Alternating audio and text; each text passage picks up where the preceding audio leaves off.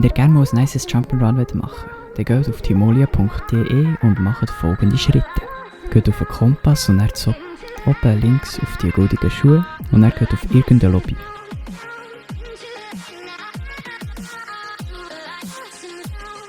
Dann auf die Rakete und oben rechts auf das Schild und dort schreibt ihr dann Incredible 3 und geht zurück.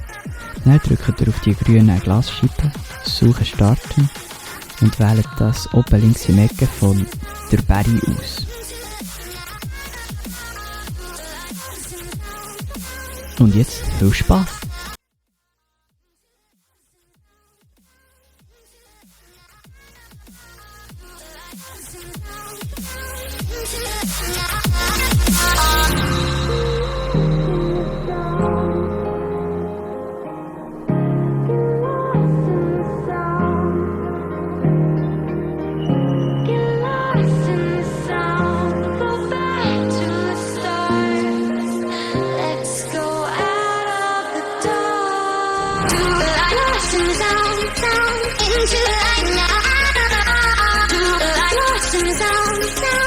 Into